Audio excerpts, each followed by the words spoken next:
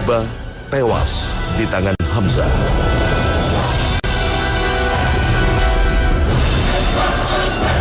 Begitupun putra dan saudaranya.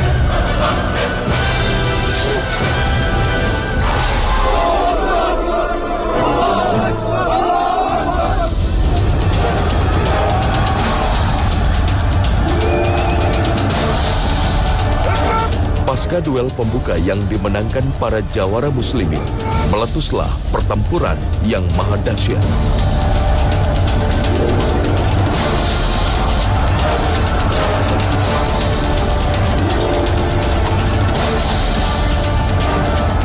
Jumlah muslimin yang hanya sepertiga dari pasukan Quraisy seolah mendapat kekuatan gaib yang justru membuat Quraisy kocar-kacir.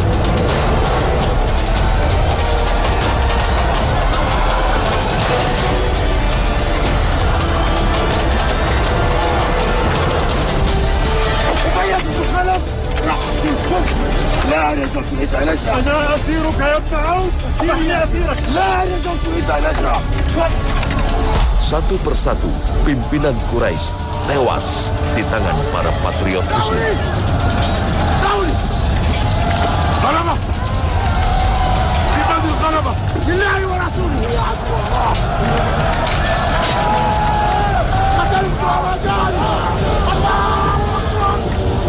Atas izin Allah Subhanahu wa Ta'ala, muslimin yang kalah dalam jumlah pasukan justru berhasil memenangkan pertempuran.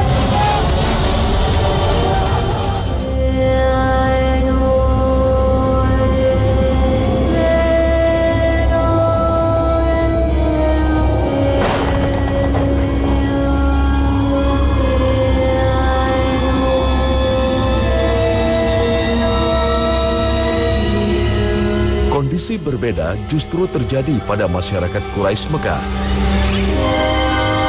Kesedihan dan rasa frustasi melanda anggota keluarga yang tewas di perang Badar.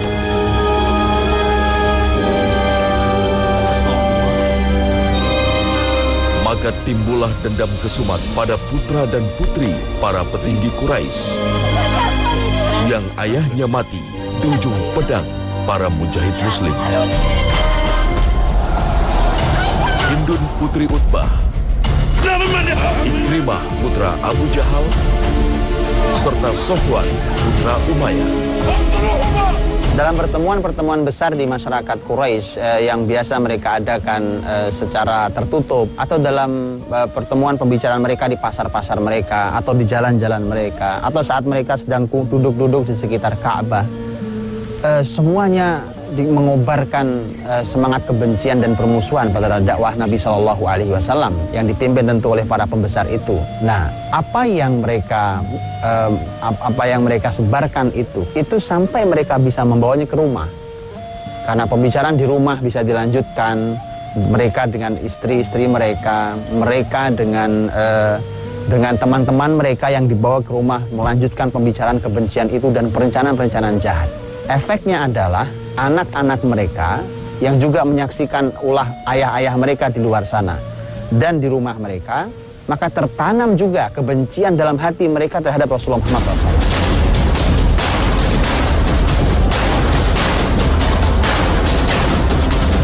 Hindun binti Utbah mempersiapkan Wasyi, seorang budak Habasyah yang lihai memainkan tombak, untuk membalas kematian ayahnya pada Hamzah bin Abdul Muthalib.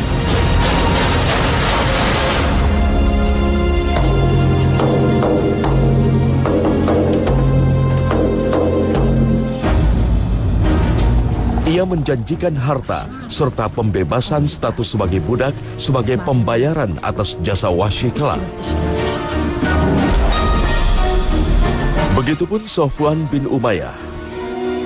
Bayangan ayahnya yang tewas secara hina di ujung pedang Bilal bin Robah, yang tak lain adalah mantan budaknya sendiri, seolah terus membakar api dendam pada Rasulullah Shallallahu Alaihi Wasallam beserta para pengikutnya. Sang juragan muda ini bahkan mengutus seorang pembunuh bayaran yang bernama Umair bin Wahab untuk menghabisi nyawa Rasulullah Shallallahu Alaihi Wasallam di kota Madinah. سقطت عليك الجن. Namun rencana kedatangan Umair bin Wahab ke Madinah telah diketahui oleh Rasulullah Sallallahu Alaihi Wasallam melalui wahyu. Asyhadu an la ilaha illallah. Umair pun tak mampu mengelak hingga akhirnya berbaiat menjadi muslim. Ya ma'syar Quraisy, al-kufru akhiratuhu nadamah. Bahkan saat Umair memutuskan kembali ke kota Mekah untuk menebus dosa-dosanya di masa lalu, ia tak ragu menyuarakan keimanannya dengan lantang di hadapan masyarakat Quraisy.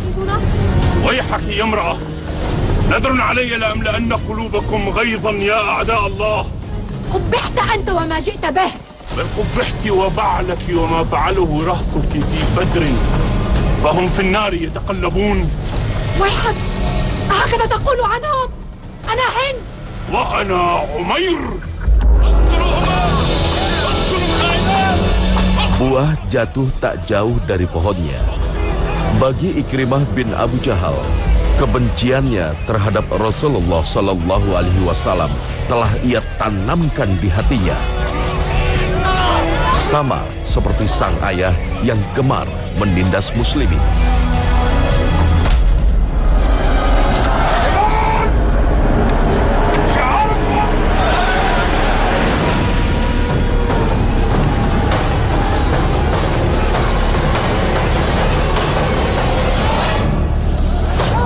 Tahun ketiga Hijriah, meletuslah Perang Uhud.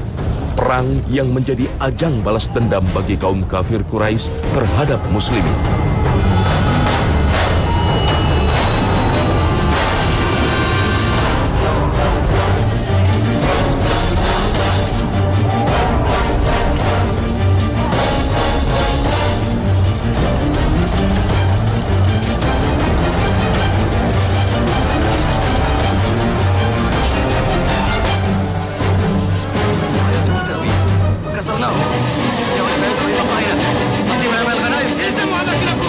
Kekacauan formasi di pasukan muslimin menjadi keuntungan bagi pasukan Quraisy.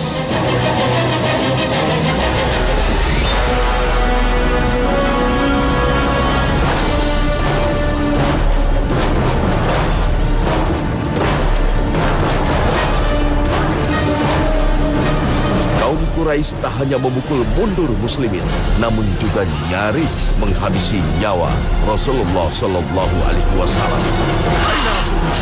سمعت أنه قتل. كان رسول الله قد مات، فقوموا وموتوا على ما مات عليه. لم يمت رسول الله، إنه قاتل. Disinilah Hindun berhasil membalas dendam kematian sang ayah Utbah bin Rabi'ah di tangan Hamzah bin Abdul Muttalib.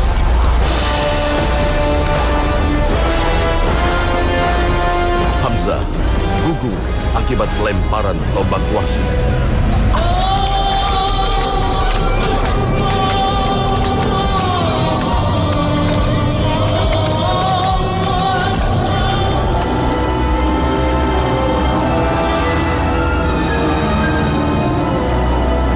نحن جزيناكم بيوم بدر.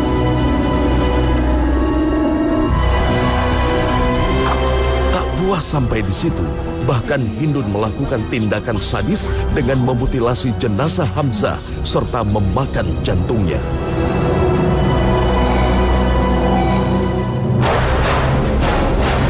Kemenangan di Perang Uhud ternyata tidak cukup menuntaskan dendam para pemuka Quraisy, terutama Ikrimah dan Sofwan.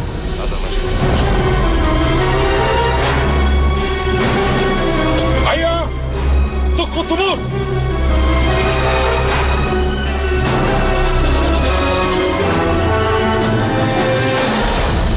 Tahun kelima Hijriah, saat terjadi Perang Khandaq, Ikrimah bin Abu Jahal kembali terjun di lini terdepan pasukan Quraisy.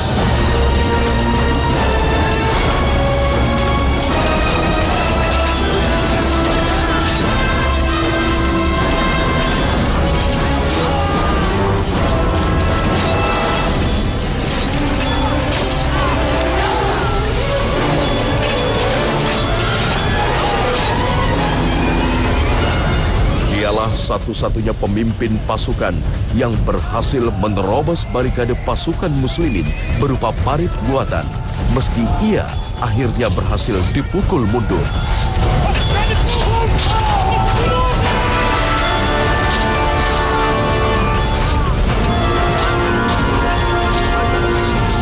Kekalahan demi kekalahan dalam perang melawan muslimin membuat dendam Ikrimah semakin memuncak.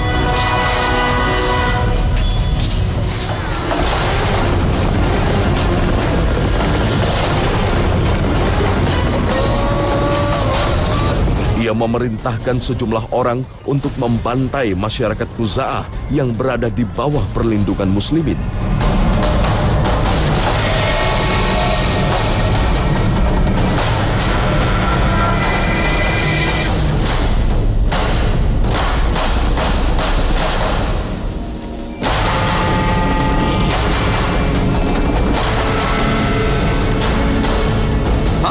تسلموا لا نريق دماءنا ولا نريق دماءكم. ما بيننا وبينكم إلا القتال.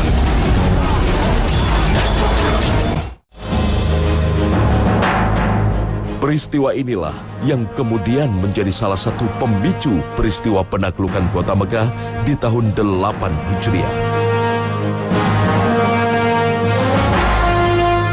Di mana Rasulullah Shallallahu Alaihi Wasallam beserta 10.000 orang muslimin bergerak menuju Mekah, kota kelahiran mereka, untuk mengembalikannya sebagai kota bagi orang-orang yang beriman. Dalam peristiwa ini tidak terjadi sedikit pun pertumpahan darah.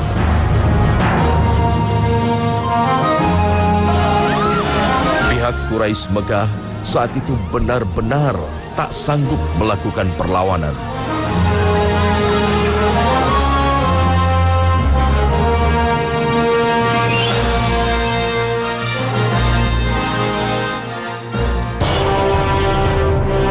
Inilah yang membuat Hindun binti Utbah bersama sang suami, yakni Abu Sufyan bin Al-Harb, dengan sukarela membaiat Rasulullah Shallallahu Alaihi Wasallam serta mengimani Islam sebagai agama mereka. Asyhadu an la ilaha illallah wa asyhadu anna Muhammadan Rasulullah. Ketika muslimin sudah masuk kota Mekah, dan di saat itulah kemudian tidak ada lagi kebesaran yang selama ini dibanggakan, karena ukuran para pembesar seperti Hindun, ukurannya adalah siapa yang benar dia yang menang. Jadi kalau tidak besar, tidak menang berarti tidak benar. Ini walaupun ini ukuran yang salah, tapi ini ukuran para pembesar. Buat di mata mereka yang menang, yang besar, yang berkuasa itu yang benar. Padahal kebenaran tidak selalu diukur dengan itu. Maka ketika Rasulullah Muhammad SAW masuk kota Mekah dan berhasil menguasai Mekah, maka di mata mereka itu yang benar. Maka kemudian disitulah dia menyatakan diri masuk Islam dan nanti tentu akan mendapatkan ilmu dari Nabi dan mengubah pola pikir yang salah.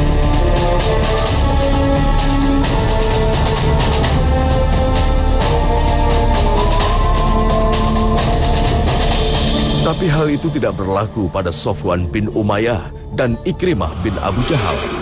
Mereka menjadi satu-satunya kelompok Quraisy yang melakukan perlawanan terhadap pasukan Muslim. Ya ahla Makkah, inna ji'nakum wa la narghabu fi qitalikum. Faslimu taslamu la nuriqu dima'ana wa la nuriqu dima'akum. بل ارجعوا وأنتم تسلموا. أنت تعلم يا عكرمة أني لم آتي لكي أرجع، فأطعني وأعلن إسلامك كي لا نريق الدماء. ما بيننا وبينكم إلا القتال.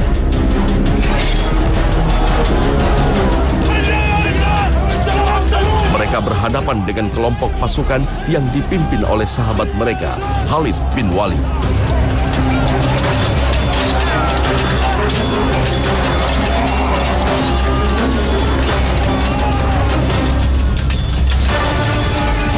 Namun usahanya dalam melakukan perlawanan lagi-lagi tak membuahkan hasil.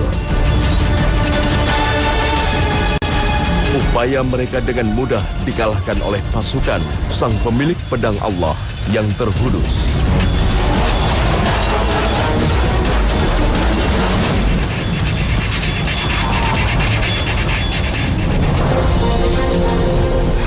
Saat muslimin berhasil menguasai kota Mekah, Rasulullah Shallallahu Alaihi Wasallam mengumumkan 10 orang kafir Quraisy yang halal untuk dibunuh.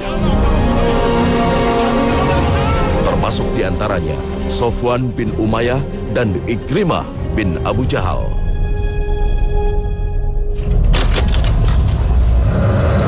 Mengetahui kabar tersebut, Sofwan dan Ikrimah langsung melarikan diri meninggalkan Mekah. أفعل ما أشاء حسنا لأهاجرن إلى الحبشة. صفوان لا يا صفوان. Namun upaya pelarian Sofwan berhasil dicegah oleh Umair bin Wahab, sahabat Sofwan yang lebih dahulu memeluk Islam. ماذا قال لك محمد يا عمير؟ ما ترغبين في سماعه يا أخي؟ حقا؟ أروي لي ماذا قلت؟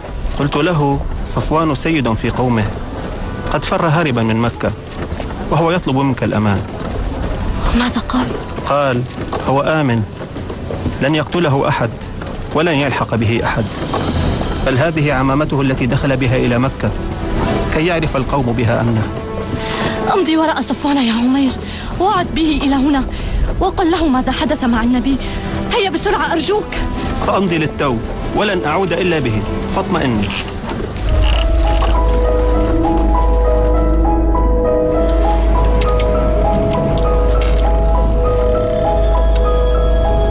Begitu pula pada Ikrimah bin Abu Jahal, walaupun ia sempat melarikan diri hingga ke tepian Laut Merah.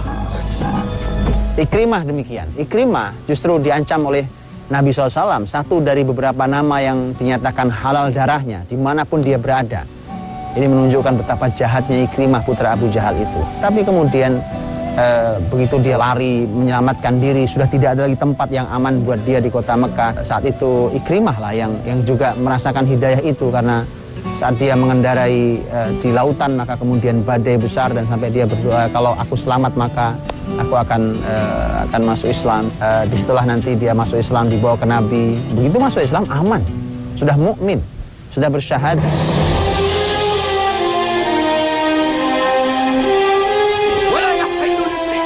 Momentum penaklukan kota Mekah telah menghantarkan hidayah bagi 3 orang putra-putri kafir Quraisy yang kemudian hidup menjadi seorang muslim sejati.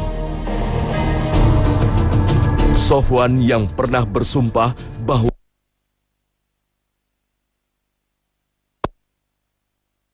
tenggat waktu 4 bulan oleh Rasulullah Shallallahu Alaihi Wasallam untuk berpikir. Hingga akhirnya kelembutan hati Rasulullah Shallallahu Alaihi Wasallam berhasil membuka pintu hati Sofwan untuk menerima hidayah.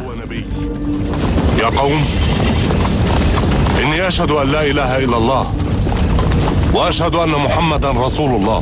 Kebencian Sofwan terhadap Islam benar-benar lenyap, tak berbekas. Dan kita bisa melihat bahwa orang-orang yang mendapatkan hidayah, apalagi dia merasakan betul bahwa ini adalah sesuatu yang sangat agung dan sangat mulia. Hitunglah Hindun dengan suaminya Abu Sufyan, Ikrimah putra Abu Jahal, Sofwan bin Umayyah, atau siapapun, maka mereka akan selalu mempertahankan hingga di ujung usianya. Maka dari itulah, maka siapapun yang telah mendapatkan hidayah, mari kita pegang teguh itu. Rasakan itu sebagai sebuah kenikmatan yang paling mahal dalam kehidupan kita. Jangan pernah melepasnya lagi. Itu adalah sesuatu yang tidak pernah bisa dihargai oleh sebesar dunia ini sekalipun. Kalau kita merasakan harta adalah kenikmatan, keluarga adalah kenikmatan, jabatan adalah kenikmatan, kesehatan adalah kenikmatan, tapi tidak ada kenikmatan yang melebihi besarnya hidayah yang ada dalam diri dan kehidupan kita. Bahkan ia kini termasuk dalam barisan pejuang yang membela agama Allah Subhanahu wa Ta'ala.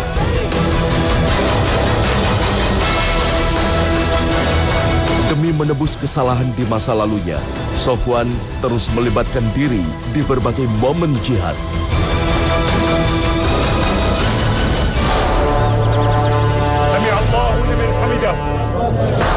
Ia menetap di Mekah, menjaga kesucian kota tersebut sambil menebarkan kebaikan hingga akhir hayatnya.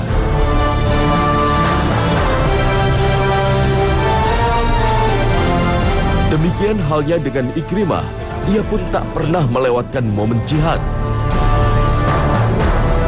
Bahkan hingga Rasulullah Shallallahu Alaihi Wasallam wafat dan kekhalifahan diteruskan Abu Bakar As-Siddiq.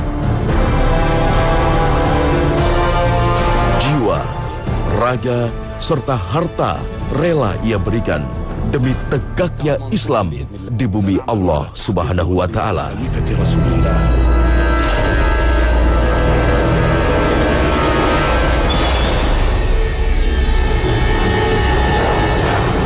Perang Yarmuk menjadi pembuktian kesungguhan Ikrimah dalam membela Islam.